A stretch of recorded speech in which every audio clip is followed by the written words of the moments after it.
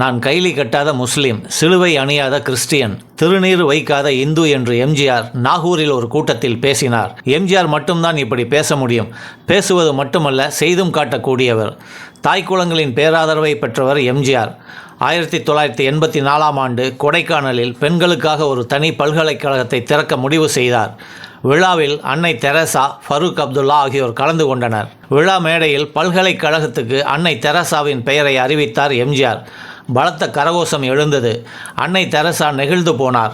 மேடையில் இருந்த ஃபரூக் அப்துல்லா எழுந்து மகிழ்ச்சியில் எம்ஜிஆரை கட்டிப்பிடித்து கொண்டார். இந்து மதத்தை சேர்ந்த எம்ஜிஆர் கிறிஸ்தவ மதத்தை சேர்ந்த அன்னை தெரசாவின் பெயரை பல்கலைக்கழகத்துக்கு சூட்டுகிறார். முஸ்லிம் மதத்தை சேர்ந்த ஃபரூக் அப்துல்லா மகிழ்ச்சியில் கட்டிப்பிடித்து கொண்டாடுகிறார். செயல் வெறும் செயல், அன்பால் நிகழ்ந்த செயல். டிராமா இல்லை, வசனம் இல்லை. ஒரு மதத்தை மட்டம் தட்டி மற்ற மதத்தினரை உயர்த்தி பேசவில்லை. சாதி மதங்களை கடந்து மனிதம் பேசியது. எம்ஜிஆரின் அரசியல் மனிதநேய அரசியல். அவருக்கு நிகர் அவர்தான்.